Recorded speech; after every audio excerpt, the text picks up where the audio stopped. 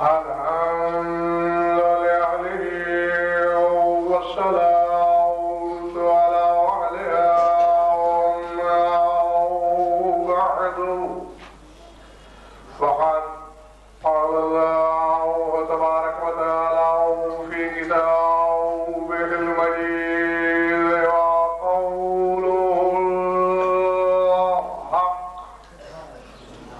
وجعلنا منهم أئمة يهدون بأمرنا لما صبروا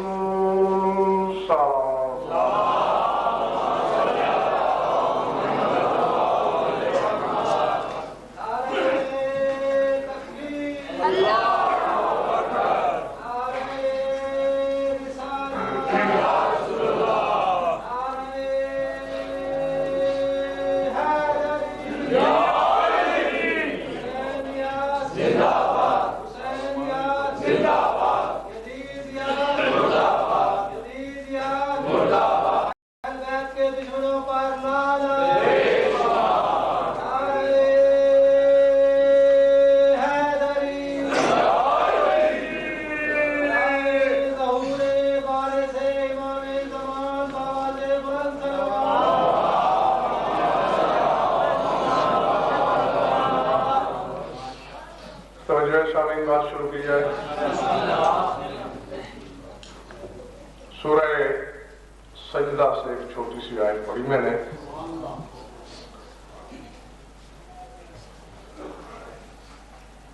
آج کچھ تو لوگوں نے آزمائش کی ہوگی کہ پڑھنے والا کہیں مجلس میں آتا بھی ہے یا نہیں, اور کچھ یہ آزمایا ہوگا کہ ہمارے تاخیر سے جانے کی وجہ سے مجلس تاخیر سے شروع ہوتی ہے یا نہیں. اور میں ہر اشرے میں یہ بتایا کرتا ہوں کہ ذکر کسی کا انتظار نہیں کرتا.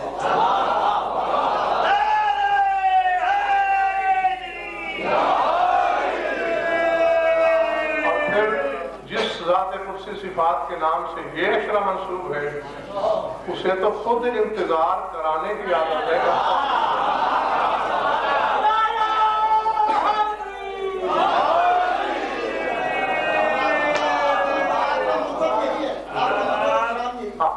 کیونکہ وہ تو ایسا منتظر ہے کہ خدا جس کا منتظر ہے,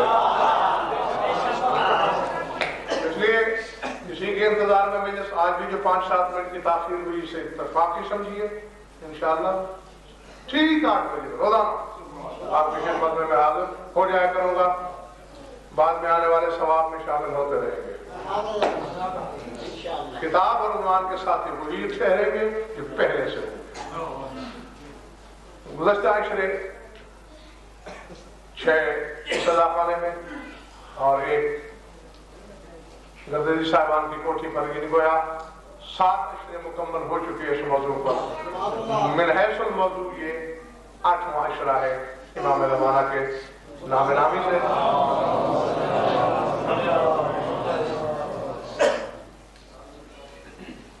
آج جس جہت سے میں شروع کرنے لگا ہوں وہ جہت مشترکہ ہے ہر حجت کی, اور ہم اسی اشتراک میں سے سرکار کی انفرادیت کو نکالیں گے. سورہ سجدہ میں ارشاد فرمایا گردی صاحب اللہ علت بیان کر رہا ہے کہ میں نے کسی کو امام بنایا تو بنایا کیوں. سبب ہونا چاہیے, کوئی وجہ ہونی چاہیے امام بننے کی. وَجَعَلْنَا مِنْهُمْ أَئِمَّةً يَهْدُونَ بِأَمْرِنَا لَمَّا صَبَرُوا. فرمایا جنہیں ہم نے ان میں سے امام بنایا وہ ہمارے امر سے ہدایت کرتے ہیں. بنایا اس لیے لما صبر کیونکہ انہوں نے صبر انوکھا کیا تھا.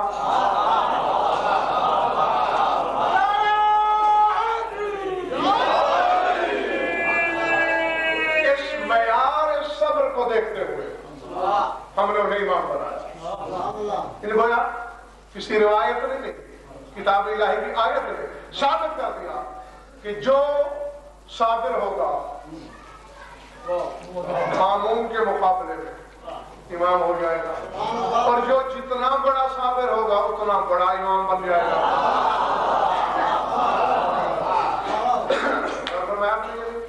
میں یہاں چھوٹے بڑے کی تقسیم کرنے کے لیے نہیں بیٹھا. ہاں اس بحث میں میں پڑھنا ہی نہیں چاہتا. بہرحال یہ تو ماننا پڑے گا کہ جس کا صبر جتنا زیادہ طویل ہوگا اس کا صلہ بھی طویل ہونا چاہیے. پہلے گزرے ہوئے 11 اماموں کے مقابلے میں میرے امام کا صبر تقریباً 12 صدیوں پر محیط. اللہ نہیں جدے سب نسیم سر کی چھونکے کی طرح سے چھو کر مومنین کے دماغ سے گزر جانا چاہتا ہوں یہ بات کہہ کر. امیر کائنات کو چلے مشیت قدم چومے ہزار سرگوشیاں کر کے مشورے مانگے. جبریل سے سنسائی تک فرشتے اپنے اپنے دفاتر کے رجسٹر سامنے پیش کریں یا علی کرنا کیا ہے. ہوا پوچھے چلنا کدھر ہے. بادل انتظار کریں برسنا کہاں ہے. موت و حیات کی اجازت مانگنے آئے زندگی کی بھیک کس کو دینا ہے. شہر میں حیات کس کی کاٹنا ہے. فرش سے عرش تک سرا سے سریا تک بندے سے خدا تک جس علی کی رضا پوچھ رہا ہے یہ ہے علی کا 63 سالہ صبر اور جسے 12.25 سال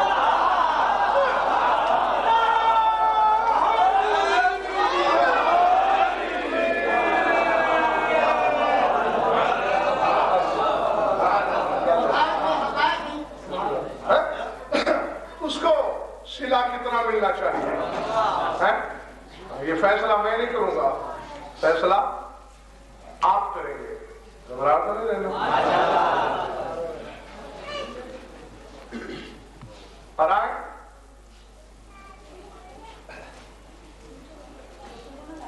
دو دورے ہیں دو جس پر نظام عالم کی بنیاد کھڑی ہے. دو دورے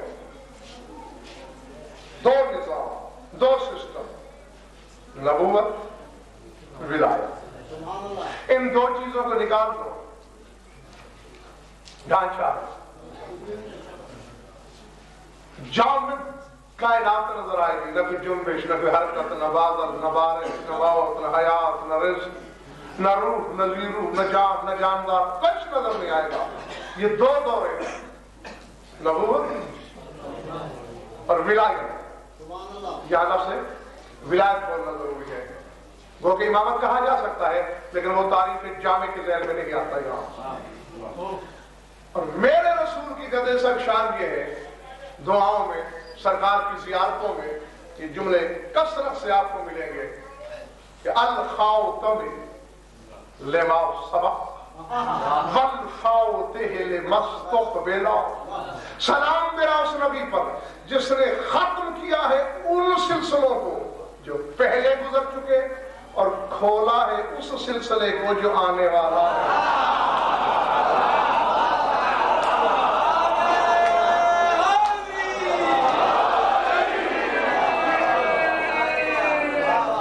اب حلال زادوں سے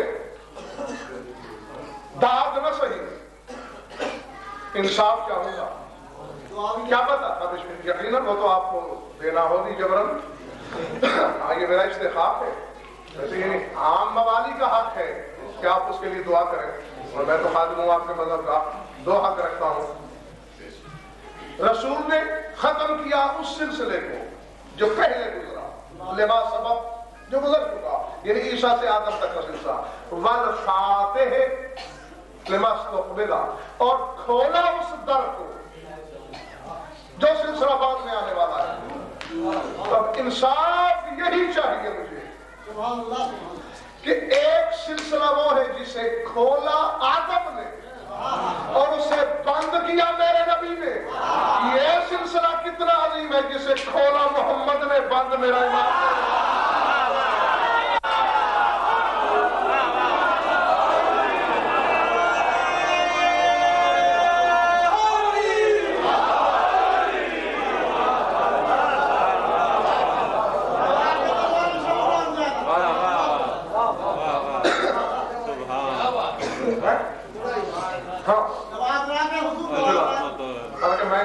بہت تھکا ہارا بہت حالت تباہ تھی جب میں پہنچا. تو صدق صاحب فرما رہے تھے کہ آج تو آپ نہیں پڑھ سکتے، اگر آپ دعا کیجئے کہ ممبر پہ جاؤں گا تو ٹھیک ہو جاؤں گا۔ تو ہاں کیا کیا میں نے، ایک سلسلے کا فاتح آدم اور خاتم، شاید کل سے کسی سبیکر میں اب تمہارا رہنے دو، کوئی ایسا رخ کرنا کہ سارے شامل مجھے نظر آتے ہیں۔ وہ آج کل دوسرا وہ شلال ہے جو چھوٹا، وہ اس کا انتظام کریں آپ، یہ تاکہ سامنے رکھنے نہ پڑے۔ ہاں یہ ٹھیک ہے، اب صحیح ہے۔ اور ایک سلسلہ وہ ہے جس کے فاتح میرے رسول، آپ جانتے ہیں کہ ہم ہر آنے والے عشرے میں ایک سیڑھی آگے جانے کی کوشش کرتے ہیں گزشتہ عشروں سے، اور اس دفعہ بھی انشاءاللہ یہی کوشش ہے کہ میرے رفیقان سفر ساتھ دیں گے میرا۔ اچھا آئیے اب پہلے نبوت کو سمجھ لیں کیا ہے، امامت کو سمجھ لیں کیا ہے۔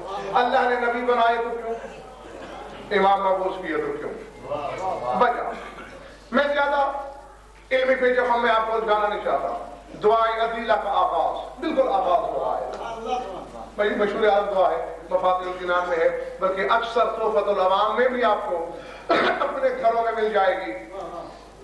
انصاف چاہیے اپنے لیے نہیں، تمہاری عقیدت کے لیے۔ جاگو، لوہے دل پہ لکھو، صحیفہ قلب پہ رقم کرو، نقش کرو، حقیقت کو سوچو۔ دعائیں عدیلہ میں یہ جملے پڑھے جا رہے ہیں، بعث الانبیاء لیبین عدلا وبعث الاوصیاء لیظہر طولہ وفضلہ۔ وہ اللہ جس نے نبیوں کو اس لیے مبعوث کیا کہ اپنا عدل ظاہر کرے، اور اوصیاء کو اس لیے مبعوث کیا کہ اپنا فضل ظاہر کرے۔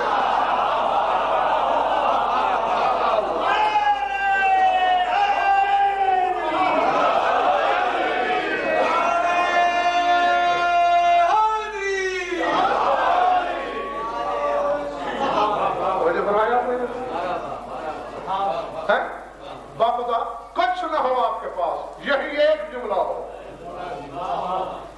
باخدا آپ عارف ہیں امام زمانہ کے، صرف اسی جملے کو حقیقی وسعتوں سمیت آپ سمجھ جائیں تو آپ سے بڑا عارف کوئی ہو ہی نہیں سکتا امام کا۔ کوئی ہوگا تو پھر وہ تشریحات کا عارف ہوگا، مراحل کا نہیں، مراحل سب اسی میں ہے۔ بعث الانبیاء لیبین عدلہ، نبی آئے ہیں اللہ کا عدل ظاہر کرنے۔ وبعث الاوصیاء لیظہر طولہ وفضلہ، اور اوصیاء اس لیے اس کا فضل ظاہر کریں اور اس کی وسعت کو ظاہر کریں۔ طول کہتے ہیں وسعت استطاعت کو۔ اب یہ تک میں آپ کو مثال دوں، میں مجھ سے کسی نے مانگا، میں نے 100 روپے دیے، میں نے آپ سے 500 لینے، بھئی میں بس میری وہ 700 کی ہے۔ یہ گردین صاحب تشریح رکھتے ہیں، یہ صاحبان طول میں سے ہیں، یہ دے سکتے ہیں، یعنی ان کی وہ 7 ہے 500 دینے کی۔ لیظہر طولہ، امام آئے ہیں اللہ کا طول بتانے، پہلے فتویٰ تو دے اللہ کیا کر سکتا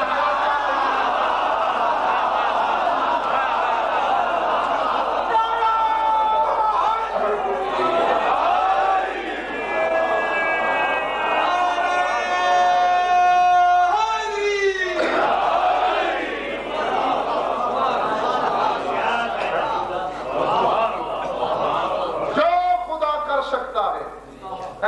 اور پھر فرق ہے عدل کے ساتھ ہے لیبین، وہاں بیان ہے، اور یہاں ہے لیظہر، یہاں اظہار ہے۔ کیا انبیاء نے بسم اللہ اس کا عدل بیان کرنا ہے، اور ائمہ نے خود عدل بیان نہیں کرنا، ظاہر کرنا ہے۔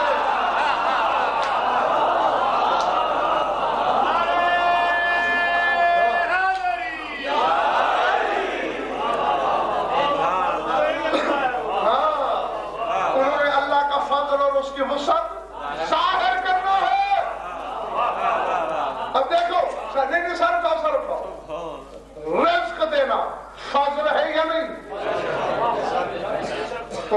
قرآن پڑھو۔ اولاد کا ملنا فضل ہے یا نہیں؟ علم کا ملنا فضل ہے یا نہیں؟ زندگی کا عطا ہونا فضل ہے یا نہیں؟ اب میں کسی امام سے زندگی مانگ رہا ہوں،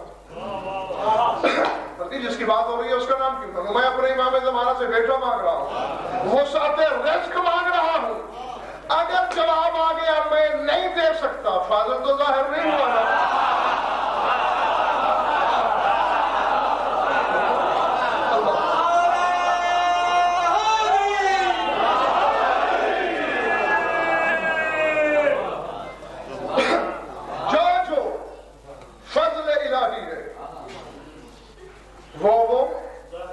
شاباش، یہ ظاہر کریں گے۔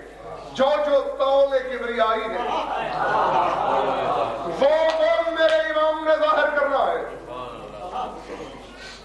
فرق یہ ہے کہ ائمہ ما سبق کر سب سکتے تھے، لیکن انہوں نے مصلحت کو دیکھا، اظہار کی مصلحت تھی، ظاہر کر دیا جتنا ضرورت تھی، لیکن میرے امام کے لیے شرائط نہیں ہے۔ سمجھ میں آ رہی بات نہیں؟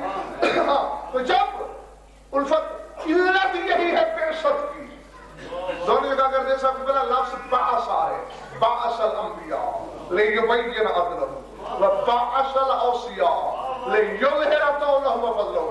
جب علت بعثت یہی ہے، نبیوں کے لیے عدل، ولیوں کے لیے فضل، یہ ہے علت بعثت۔ اب اگر ہم کسی نبی کے بارے میں یہ سوچے بھی کہ وہ نہیں بتا سکتے کہ اللہ کتنا عادل ہے، تو کیا علت بعثت کا انکار کر کے ہم مشرک ہو جائیں گے یا نہیں؟ تو اب اسی طرح جو ہم سوچتے ہیں کہ اللہ کیا دے سکتا ہے، اگر اس کے اظہار کا عقیدہ ولی سے نہ ہو،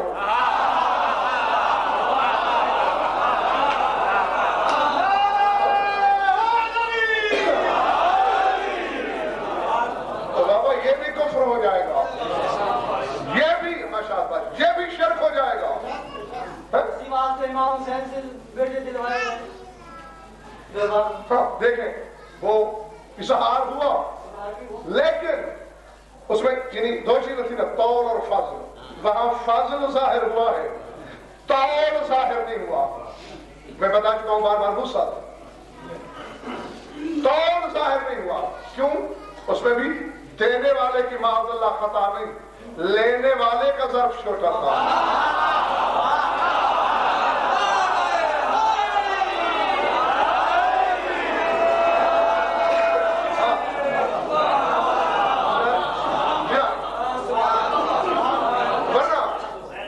ورنہ گردن صاحب لفظ یہی ہے، دیکھیں دینے والا تو طول و فضل دونوں کا مظہر ہے، وہ تو آبادہ کرم ہے، لانا تقدیر میں نہیں ہے نا۔ نہ صحیح، میں دینا چاہتا ہوں، میں دینا چاہتا ہوں۔ سب کچھ جانتے تھے رسول۔ تو صدر صاحب ہم جیسے بے علموں کا علم بڑھانے کو رسول نے پوچھا، تقدیر میں ہے نہیں، لوحوں پہ لکھا نہیں، اللہ چاہتا نہیں، منعینت ہوتی ہے، آخر دینا کہاں سے چاہتے ہو؟ مسکرا کے فرمایا سعوتی ہے من حق کی، اپنے حق سے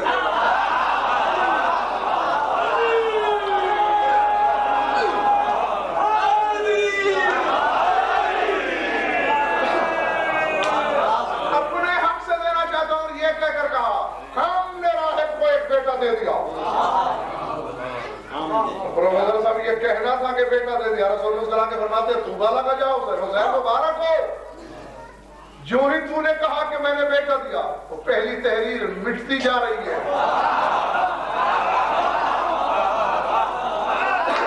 اور نئی تحریر لکھی جا رہی ہے۔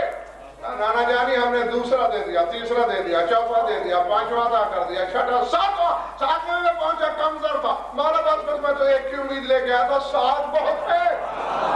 اس وقت ٹھنڈی سانس لے کے حسین نے فرمایا چھوٹے ظرف والے، کاش تو نے حسین کو روکا نہ ہوتا، آج حسین کا بحر جود موج زم تھا، آج ہمارے کرم کے سمندر میں تنازع تھا، تو مجھے روکتا نہ، میں دیتا چلا جاتا، دیتا چلا جاتا، قیامت کے دن میرے نانا کی امت ایک طرف ہوتی، میری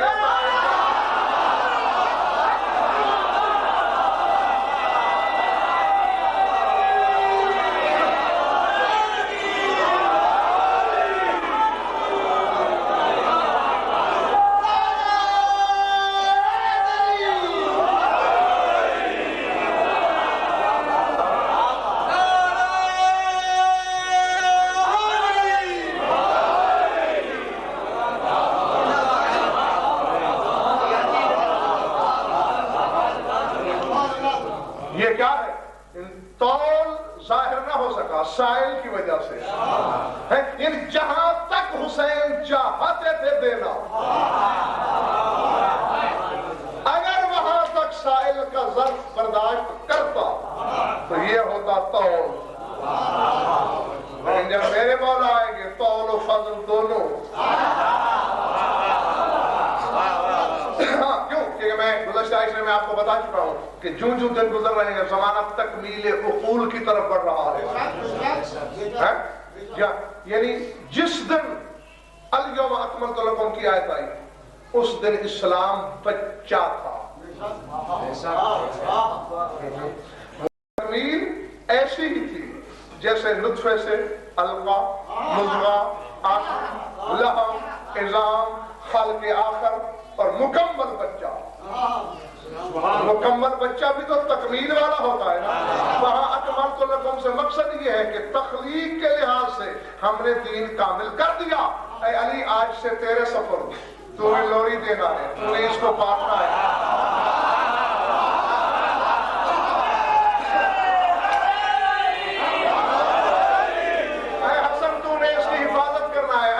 تو نے اس اسلام کو انگلی پکڑ کے چلنا سکھانا ہے۔ اسی طرح ہر امام پالتے پالتے پالتے پالتے اور غیبت کے زمانے میں جب یہ این جوانی پہ آ جائے گا ہمارا قائم ظاہر ہو جائے گا۔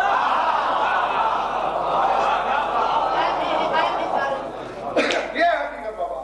اور یہ جو ایک جملے میں نے بات کہہ دی آپ کے سامنے، اس پر علماء نے کتابیں لکھی، یعنی گویا 1000 صفحات کا ایک خلاصہ جو آدھے منٹ کے 30 سیکنڈ کے جملے میں آپ کی خدمت میں عرض کیا۔ تو تکمیل عقول کا زمانہ، تو یہ بات آپ آنکھیں بند کر کے کہہ سکتے ہو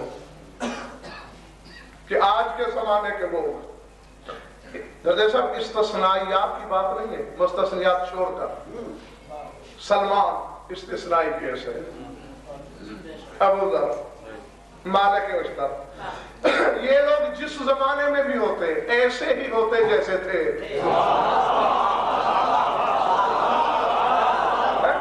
یعنی جب آئے ہیں اگر اس سے 2000 سال پہلے آتے تو یہی ہوتے، 6000 سال بعد آتے یہی ہوتے۔ ان کو چھوڑ کر باقی لوگوں کے مقابلے میں آج کے لوگوں کی معرفت زیادہ ہے۔ یہ میں آنے والی مجالس میں قرآن و حدیث کی روشنی میں ثابت کروں گا کہ اس دور کے شیعوں سے آج کے شیعہ عارف بھی زیادہ ہے، صاحب بصیرت بھی، اور اسی طرح علماء کے بھی استثنائیات کو چھوڑ کر شیخ مفید جیسے بندے، علامہ ہلی جیسے بندے، یہ جس دور میں بھی ہوتے ہلی ہوتے مفید ہوتے، ان کو چھوڑ کر اس دور کے باقی علماء کی نسبت آج کے عالم صاحب علم بھی زیادہ ہے اور صاحب معرفت بھی زیادہ ہے۔ ہاں آگے جو تھوڑی سی کمی رہتی ہے وہ آپ کے اپنے اختیار میں ہے۔ یہ بالکل ایسا ہی ہے جیسے امتحان سر پہ ہو، 15 دن رہ گئے ہیں، چیپٹر باقی ہیں 1 مہینے کے، اگر آپ محنتی ہیں تو کیا وہ 1 مہینے والے چیپٹر آپ 15 دن میں پڑھ نہیں سکتے؟ تو بس یہی تو بات ہے، جو تھوڑی بہت معرفت میں کمی ہے اسی پورے کر لو، امام کل آ جائے گا۔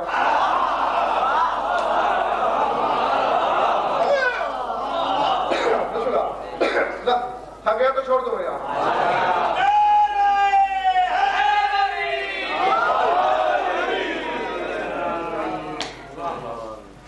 حدیث آگے سامنے، حالانکہ یہ حدیث مختلف مجالس میں نے اس کے 2 پہلو اور طرح سے اور 1 پہلو اور طرح سے آپ کو سناتا رہا ہوں اور مقاصد کے لیے، اور آج اس کا تیسرا پہلو جو مختلف ہے وہ اس مقصد کے لیے جو میرے عشرے کا موضوع ہے، اس سے مربوط ہے۔ حکم تو پیش کروں۔ ہاں اور یہ تو غالباً بتانے دہرانے کی ضرورت نہیں ہے، اور مطلب یہ جو امام زمانہ کے موضوع کے سامعین ہیں یہ تو ہمیشہ کے ہیں، اور اس کے علاوہ بلا تعداد مجالس میری آپ نے سنی تو اتنی بے تکلفی آپ کو ہو گئی ہوگی مجھ سے کہ اگر کوئی بات سمجھ میں نہیں آئی تو آپ مجھے روک لیں۔ باخدا امام زمانہ کی قسم مجھے کوئی غصہ نہیں، کوئی میں محسوس نہیں کروں گا کہ آپ نے میری روانی کو روکا، میرے آئین خطابت کے خلاف کیا، نہیں۔ میرا مقصد بخدا یہ اشرا، یہ ٹھیک ہے بشریت ہم میں بھی ہے، ضروریات ہمارے بھی ہیں، ممبر پہ بیٹھ کے جھوٹ بولنے والا تو اپنے باپ کا بھی نہیں ہوتا، لیکن اس اشرے کو میں تمام دنیاوی اصولوں سے ہٹ کے پڑھتا ہوں۔ امام زمانہ گواہ ہے،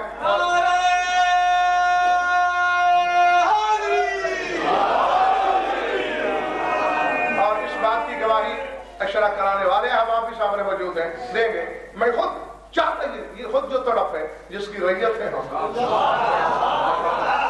تو کم از کم میں مومنین کو اتنا تو کر ہی جاؤں اپنی زندگی میں کہ اگر ایک اور آدمی کے ہجوم میں بھی ہمارا امام کھڑا ہو تو پورا ملتان کہے وہ میرا مولا۔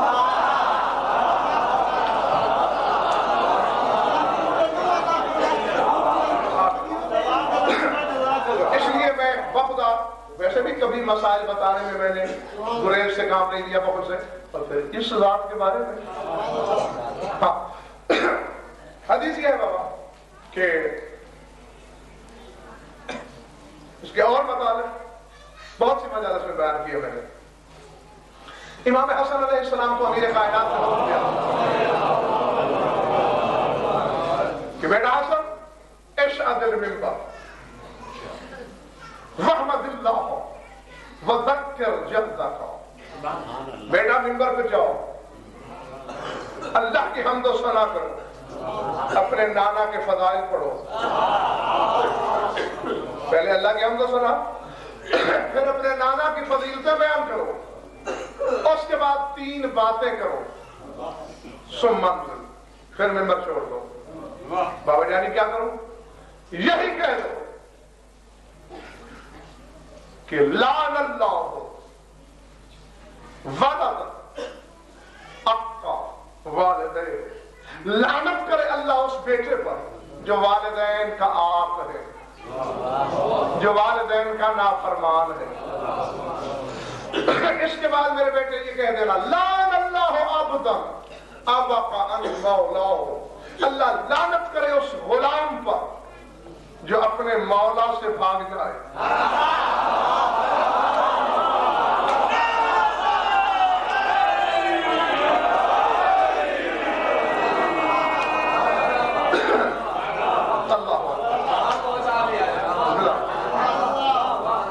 اس کے بعد پھر جب تیسرا اعلان کرنا لعن اللہ غنم،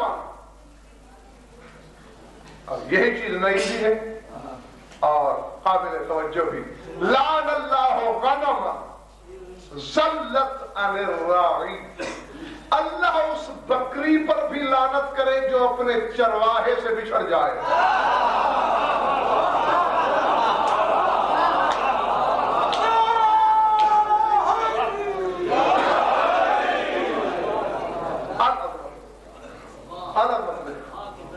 المحتضر ہوگی تمہارے پاس، یہ میرا بیٹا محسن بیٹھا ہے، المحتضر کتاب ہے علامہ حسن بن سلیمان ہلی علیہ رحمہ کی، اس میں یہ حدیث آپ کو مل جائے گی، یہ دکھا دے گا میری طرف سے جو دیکھنا چاہے۔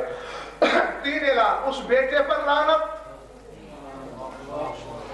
جو ماں باپ کا بے فرمان، اس غلام پر لعنت جو مولا کو چھوڑ کے بھاگے، اس بکری پر لعنت جو چرواہے سے بچھڑ جائے۔ مولا کا فرمان نہ کر دے صاحب، بس یہ کہے کہ میرے مولا حسن بلا تشبیہ منبر سے اتر آئے، لوگوں نے گھیر لیا، آپ نے اعلان تو کر دیا، مقصد کیا ہے؟ فرمایا الجواب عند امیر المومنین،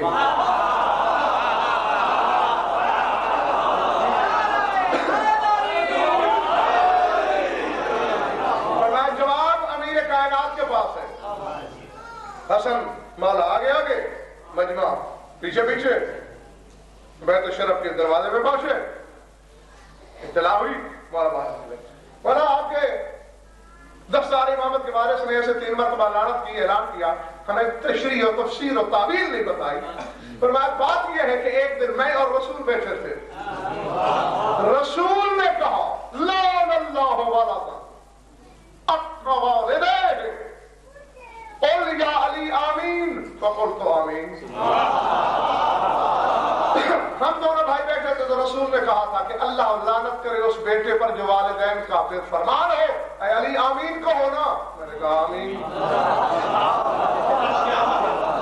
نہیں، اگر آپ میرا مجمع لگا نہیں، لعنت رسول کریں، آمین علی کہیں۔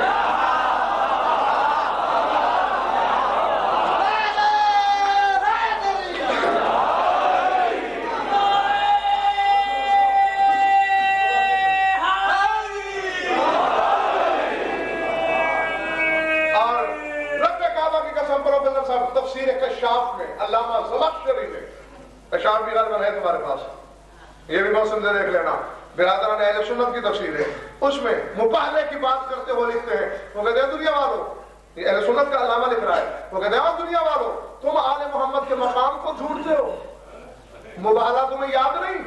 جب رسول نے پیچھے مڑ کر اپنے داماد سے، اپنی بیٹی سے، اپنے دو نوازوں سے یہ کہا تھا اذا دعوت فامنوا الا دعائی، میں دعا کروں گا تم چاروں آمین کہنا۔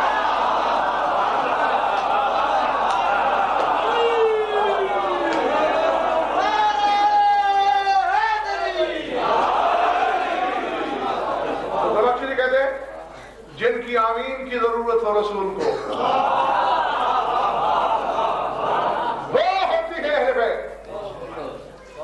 بات بول تو نہیں ہے، لعنت کرے خدا اس بیٹے پر جو باپ سے، جب باپ کا نافرمان ہو جائے، یا علی کہو آمین، میں نے کہا آمین۔ اب علی بتا رہے صحابہ کرام کو، پھر رسول نے کہا لعن اللہ عبدا ابا عن مولا ہو، اللہ لعنت کرے اس غلام پر جو اپنے مولا کو چھوڑ کے بھاگے، یا علی قل آمین فقلت آمین۔ پھر رسول نے کہا اے علی آمین کہو نا، پھر آمین کہہ دی۔ پھر فرمایا لعن اللہ غنم ذلت عن الرائی، اللہ لعنت کرے اس بکری پر جو اپنے چرواہے سے بچھڑ جائے، یا علی قل آمین فقلت آمین۔ پھر کہا یا علی آمین کہو، پھر آمین کہی۔ اور جس طرح اب تم مجھ سے پوچھنے آئے ہو، میں نے حسنین کے نانا سے پوچھا یا رسول اللہ یہ کیا مقصد ہے، کن کن پر لعنت کی آپ نے؟ تو رسول نے سر اٹھا کے مسکرا کے فرمایا تھا توجہ ہو شیعہ سنی دوستو جاؤ، فرمایا یا علی انا و انتا ابوا حاضر الامت من اقا انا علیہ لعنت اللہ، اے علی تو اور میں دونوں اس امت کے باپ ہیں جو ہمارا نافرمان اس پہ اللہ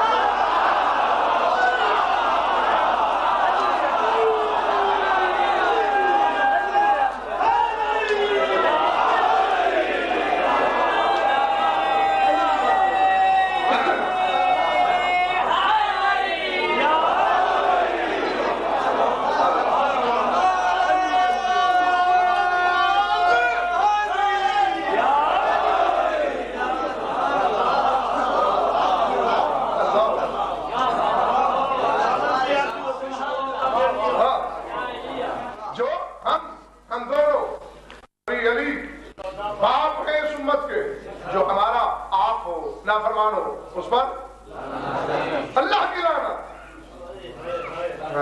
اور اب الفت میں نے دیکھنا ہے آزمائش بھی کرنی ہے مجھے، یہاں تو بڑا طلب کے چھت کے ساتھ سر جا لگے اور نعرہ آیا، دیکھتا ہوں کہ نتیجے تک بھی ایسا اپنی آزمائش کی ضرورت ہے۔ ہاں دیکھیں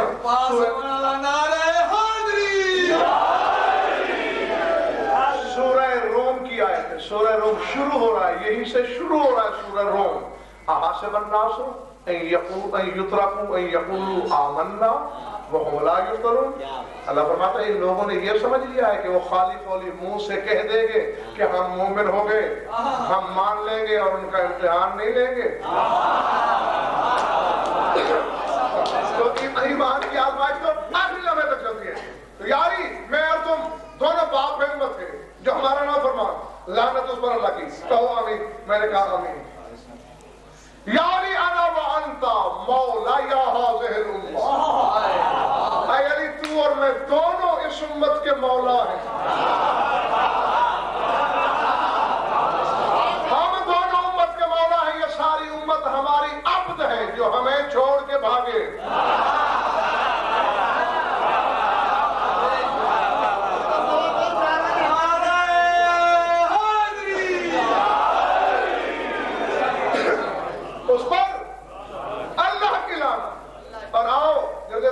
نے یہ تکلیف سماعت اپنے مجمع کو صرف اسی جملے کے لیے دی.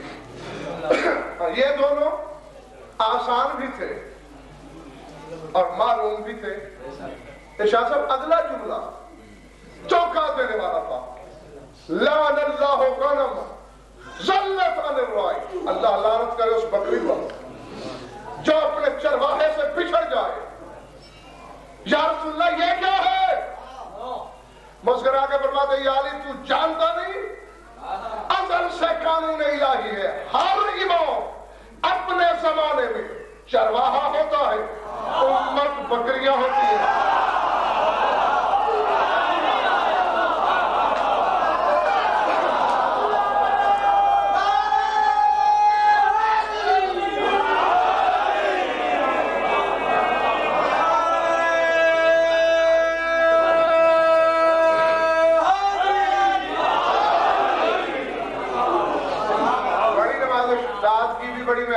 نعرے کی بھی مہربانی, لیکن الفت ابھی کچھ فیصلے 2-3 کرنے ہیں تو وہ 2-3 فیصلے کرو اور پھر میں ممبر چھوڑوں گا, اس سے پہلے نہیں چھوڑنے کا. بابا کیا فرماتے؟ پوری ریت گویا بھیڑ بکریاں اور امام اس ریوڑ کا چرواہا. اور ملتان والوں کیا 1400 سال پہلے رسول نے جنس اور نو کے مسئلے کو حل نہیں کر دیا کہ خبردار امت والوں, جانوروں کی جنس سے ہو کر ہماری جنس سے نہ بننا.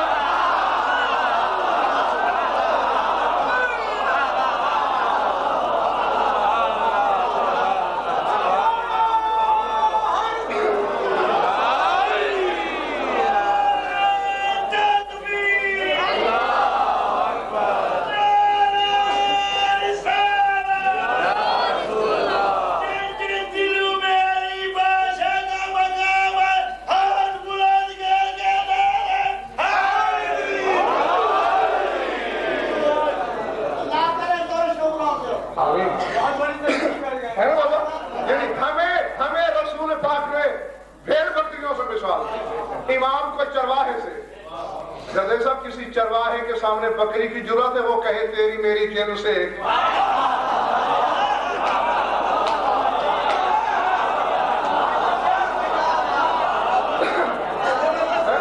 کوئی پھر کسی چرواہے سے کہہ سکتی ہے تیری میری نو ایک, جیسے میں کھاتی ہوں تو بھی کھاتا ہے, جیسے میں پیتی ہوں تو بھی پیتا ہے. لیکن اب ایسی بکری پر چرواہا چھری چلا دے تو جرم چرواہے کا نہیں ہے. یہ گھروں میں جا کے سوچنا امام کے تلوار چلنے کی علت سمجھ میں آ جائے گی.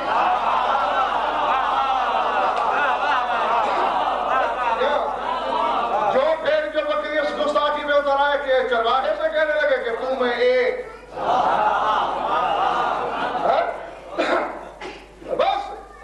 یقین ہو چلا ہے کہ بس 2 فیصلے آپ انشاءاللہ صحیح کریں گے.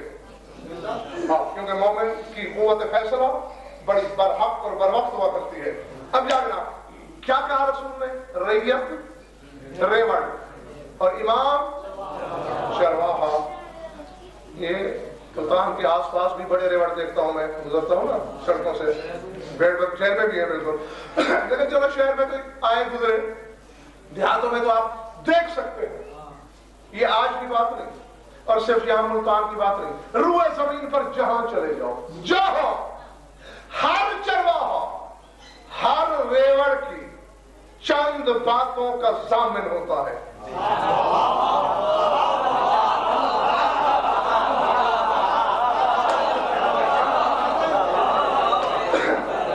جو پہنچ گئے ہو تمہیں میں ڈاکٹر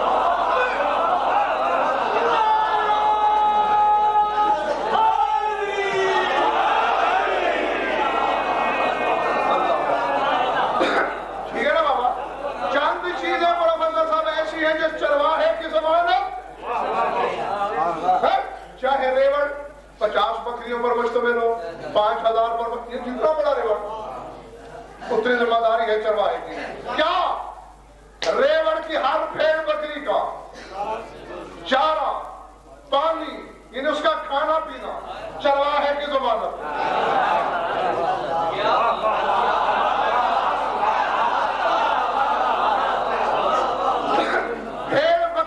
سردی گرمی سے بچانا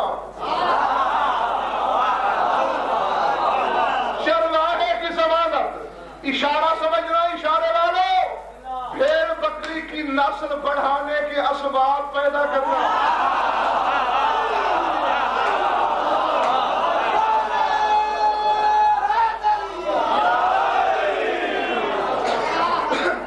چرواہے کی ضمانت، بھیڑ بکری کو شیر سے الفت، بھیڑیے سے بچانا.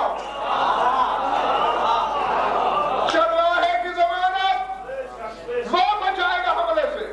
اب اگر چرواہے کا ریوڑ ادھر، بکری چرے ادھر، رسول کہتے ہیں لعن اللہ من من، اللہ لعنت کرے اس بکری پر.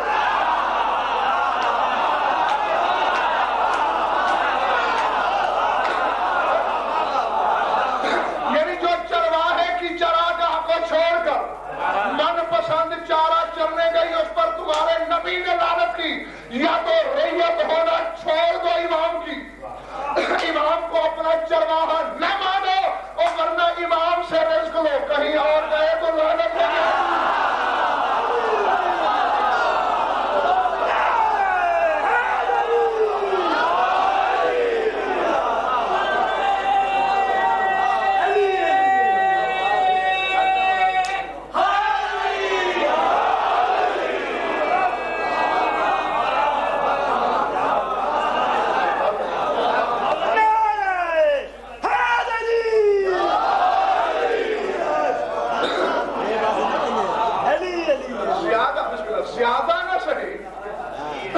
زیادہ نہ صحیح تو جو ذمہ داریاں چرواہے کی ہیں ریوڑ کے لیے وہ تو اپنے امام کے سپرد کر دو. کھانے پینے کا مسئلہ ہو امام جانے، اس کا کام جانے. خبردار اپنی خواہش سے دروازے تلاش نہ کرنا ورنہ ملعون بن جاؤ گے. جی ہاں. اور پھر پورے ریوڑ میں سے کر دے سب جو بکری زیادہ چرواہے کے پیچھے پیچھے چلے.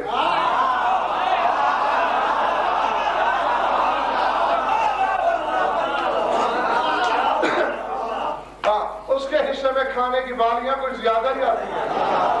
وہ بھی دیکھتا ہے میرا پیچھا تو چھوڑ ہی نہیں گئی، پتہ ہے مجھ سے کچھ زیادہ محبت ہے، کچھ زیادہ مانوس ہو گئی ہے زیادہ اس کے حصے میں. بس امام کے نقش پا کو نہ چھوڑ، وہ جانے اس کا کام. تیری نسل کا پڑھنا جانے اور امام جانے. دشمن کا حملہ جانے اور امام جانے. اور ایک چرواہا کر دے صاحب کہ جو بظاہر بازوؤں کی طاقت سے شیر سے نہیں لڑ سکتا، کلہاڑی سے، لاٹھی سے، سوٹے سے لڑ پڑے گا بکریوں کے لیے. ذمہ داری جو میری ہے. جو کمزور ہے وہ طاقتور سے لڑ رہا ہے، ذرا پہلے اپنے امام کی طاقت کے تو مظاہرہ کر دو.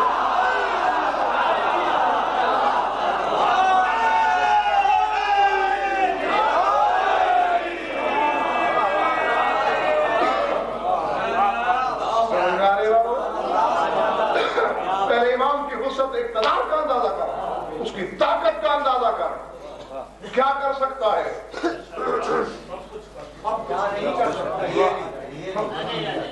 بلکہ شاہ صاحب اس عشرے میں اس زینے پہ نہیں رہوں گا کہ امام کیا کر سکتا ہے. یہ پہلی مجلس ہے، اب روز روز مجھے دہرانا نہ پڑے. گزشتہ سے ویوستھا کا سلسلہ چلے گا. آج میں نے آپ کو بتا دیا امام کی اپنی طاقت تو اپنی ہے ہی نہیں. لِيُظْهِرَ قَوْلَهُ وَفَضْلَهُ، اللہ میں وسعت کتنی ہے، اللہ کا فضل کتنا ہے، وہ جب ظاہر کرے گا اس ذریعے سے ظاہر کرے گا. تو اب اس کے لیے یہ سوچنا کہ یہ نہیں کر سکتا تو پھر میں تو سمجھ جاؤں گا کہ وہ نہیں کر سکتا.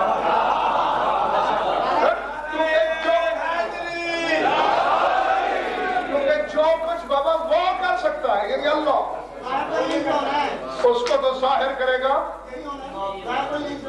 اس کے ذریعے. جو وسعت اس کی ہے اس کو ظاہر کرے گا ان کے ذریعے. اور یہ تو بس میں نے روک دی اپنی بات، ختم کر دیا اپنا بیان. اور یہ تو کر دے سب ہماری بدقسمتی ہے کہ آج ایک لحاظ سے 7واں اور ایک لحاظ سے 8واں عشرہ ہو گیا اور ابھی تک ہم امام کے اختیار کی بحث میں الجھے ہوئے ہیں. جو کام اس کے نوکروں کے کرنے والے تھے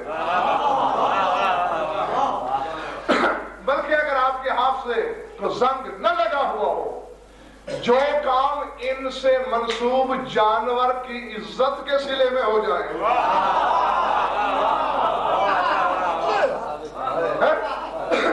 میں نے سنا ہی نہیں امام پنجم کی حدیث, من ارتبط دابۃ وهو منسوب الینا اضر اللہ علیہ رزقا وکان عونا لقضاء حوائجہ.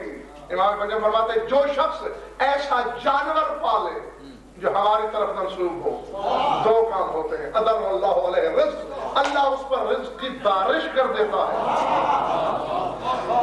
وکان عونا لقضاء حوائجہ, اور وہی جانور اس کے حاجات پورا کرنے میں اس کا ضامن ہے.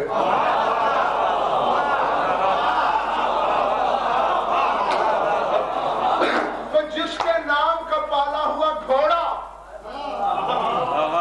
حاجات کے پورا کرنے کا ضامن ہو جاتا ہے, وہ امام کیا ہوگا؟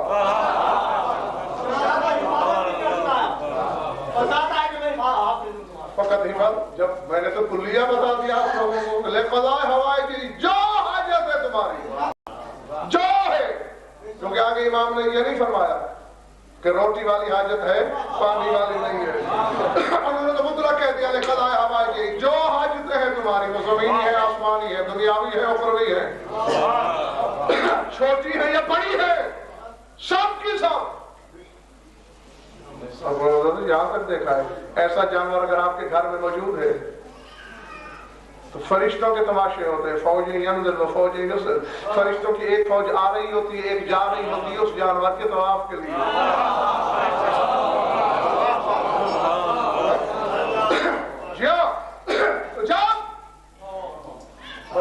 بات اتنی سی ہے کہ احترام ہو اس جانور کا. آپ کے سامنے ہے باتیں. ناقہ صالح آیت اللہ تھی, بدبخت قوم سمود احترام نہ دے سکی, خود نہ رہی, حجت کا جانور تھا, احترام نہیں ہوا. صرف یہ کہ منفعت سے محروم نہیں ہوئے بلکہ وجود کھو بیٹھے, حیات کھو بیٹھے. مرتجز حسین کا جانور ہے. احترام دو اسے جیسا کہ احترام دینے کا حق ہے. ایک بس آیا, میں اسی طرف ہی ہوں, لیکن ایک اشارہ ہے صاحبان اشارت کے لیے. الفت علماء ذاکرین واعظین پڑھتے نہیں, خیبر کا تو نام لے کے پڑھتے ہیں, اور باقی بھی مقامات کے بارے میں اشارے ملتے ہیں کتابوں میں کہ مقاصد الہیہ کے ترجمان نے رکاب پکڑی, علی اترے. یہ ٹھیک ہے احترام علی کا تھا, رکاب تو گھوڑے کی تھی.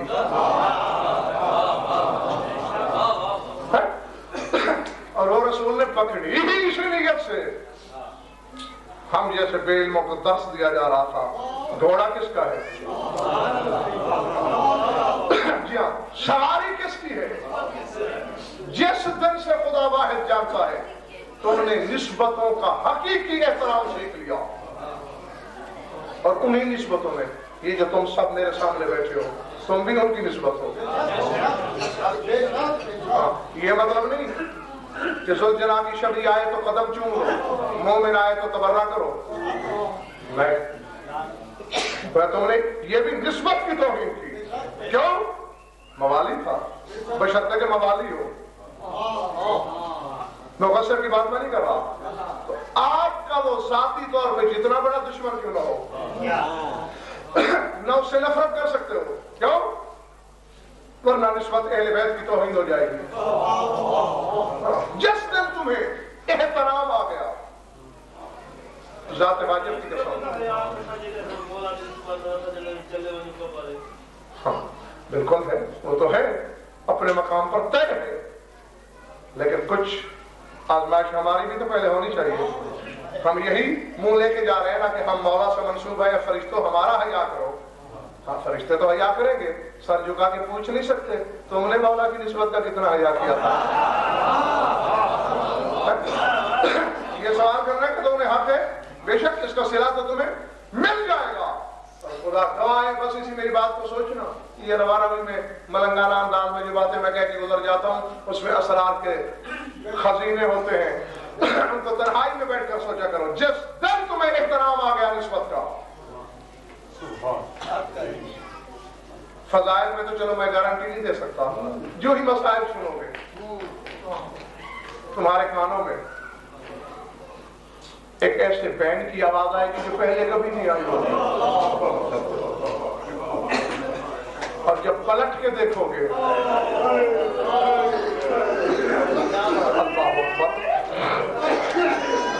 اللہ اکبر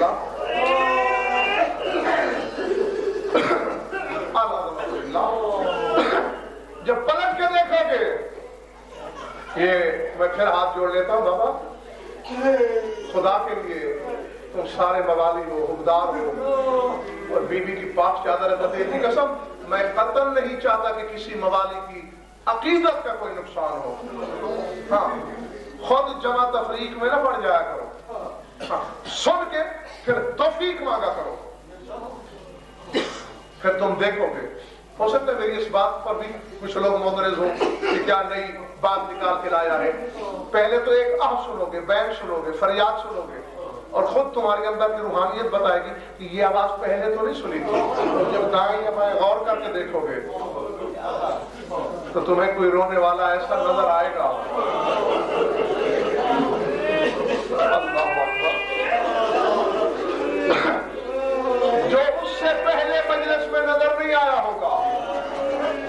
خدا کی قسم کرتے صاحب, پھر دیکھنے والی آنکھیں دیکھے گی کہ بظاہر شکل انسانی ہے لیکن چہرہ عام بشری نہیں, آنکھیں ایسی نہیں, جلالت مختلف ہے, چہرے پر کشش اور ہے, جاذبیت اور ہے, جلال الہی سمٹ رہا ہے. اور اگر زیادہ توفیق مل گئی اور تمہاری آنکھوں سے زیادہ پردے ہٹا لیے گئے تو تم دیکھو گے کہ ہر کوئی تو پانی رو رہا ہے.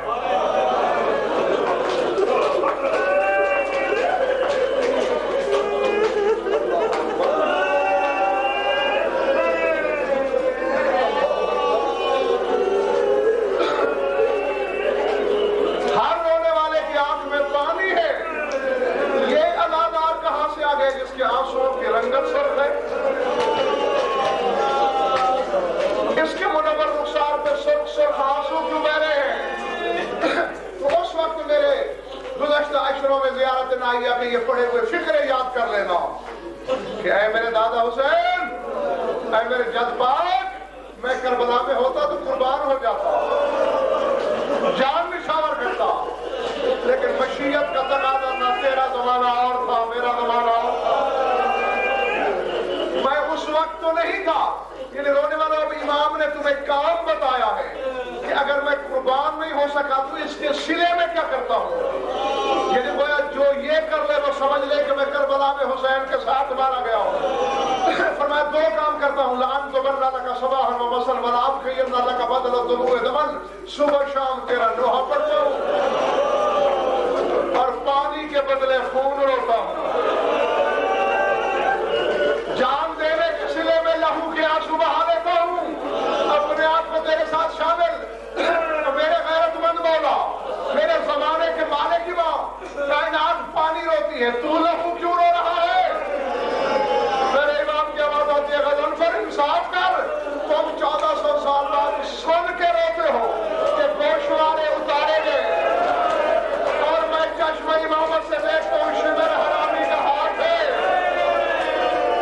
میری معصومہ کے کان ہے, میں گوشوارے اترتے دیکھتا ہوں, لہو کی روانی دیکھتا ہوں.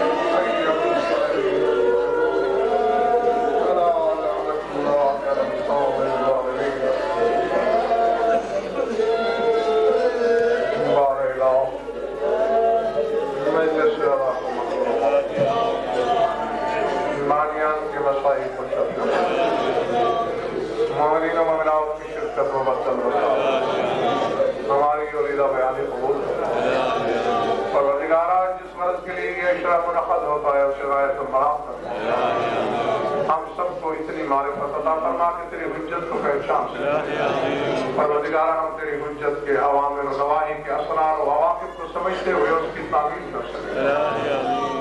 پروردگار لطف کر، کرم کر، اور اگر تیری ذات چاہے تو ہم یہ سودا کرنے کے لیے تیار ہیں۔ ٹھکرا دے ہماری ساری دعائیں، رد کر دے ہماری ساری خواہشیں، اور اس کے صلے میں ہمارے وارث کا ضرور ہے۔ اللہم صل علی ولی الحسن صلوات